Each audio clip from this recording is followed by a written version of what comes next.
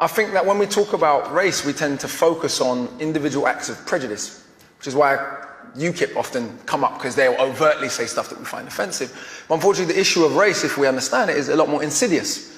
And it takes a lot more of a historical view to understand the difference between individual bias and structural racism and privilege. And the idea of Great Britain was intimately tied to the fact that Britain's invaded almost every country on the earth, literally. No, literally, there's a map, you can Google it. And so the idea of our greatness was intimately tied to this idea of empire, which was intimately tied to what Rudyard Kipling calls the white man's burden, to go and civilize all these stupid brown folks that have been writing and having civilizations for thousands of years. But let's forget all of that. And so if we fast forward to today, when we talk about structural racism in Britain, do we have the same institutional disparities in rates of imprisonment that they have in America? Yes, absolutely we do. Do we have the same disparities in terms of who's dying in police custody? Yes, indeed we do. In 2011, we were told we loved Libyans so much we wanted to bomb democracy into them. Less than 5 years later, we're leaving people fleeing the same conflict to drown in the sea, while giving a woman space in a national newspaper to refer to them as cockroaches.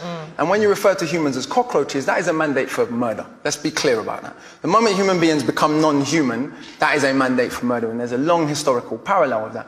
Today, Germany, the country that bombed this country, in our grandparents' lifetimes, so theoretically the grandchildren of Nazis can get in and out of England easier than the grandchildren of people from the Commonwealth who fought against the Nazis. And where do they come from? When we talk about immigrants, do we mean people from Australia and New Zealand? Didn't Boris Johnson go to Australia and say, hey, we're culturally the same? Was he talking about the Aborigines when he said that? We call them expats. Right. White people have such a different way of classifying themselves that white immigrants are expats and non-white immigrants are immigrants. So when we say immigrants, if we go to border control, we can go there, Yarlswood, and we go and look at who's there. It's not a bunch of white people from New Zealand. So we have structural forms of privilege and bias that are much more insidious and much more difficult to overcome. The reaction to Africans and Asians coming here post-World War II, to rebuild the country after the Queen's German cousins bombed it, the reaction to them was one of general hatred.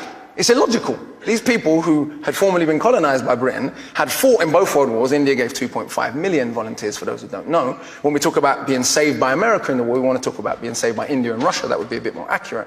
But that's a bit inconvenient. But the reaction to those people and their descendants has been one that is about structural bias and privilege. The greatest metaphor for this might be Canary Wharf and Tower Hamlets.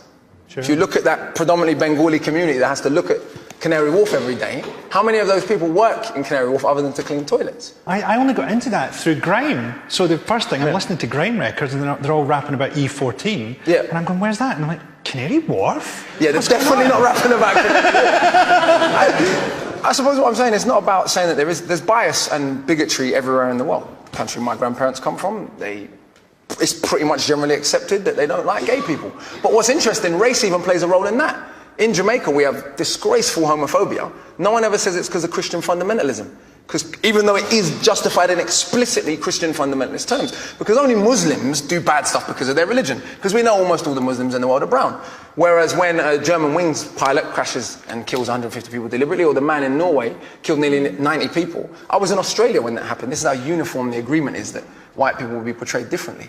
The Australian media referred to Andres Breivik as having terrorist-like tactics. Yeah. I mean, to think about that. Yeah. This guy killed almost 100 people, and he's just almost a terrorist. And he'd written a crazy thing about Muslims. No, it's very clear. I mean, he was a terrorist by any standard. The idea that white is right isn't just a European idea. It's an idea that has had insidious implications, because no matter what, the 700 people that were left to drown off the coast of the Mediterranean, were they white human beings, they wouldn't have been left to drown. And they certainly wouldn't be called cockroaches. Well,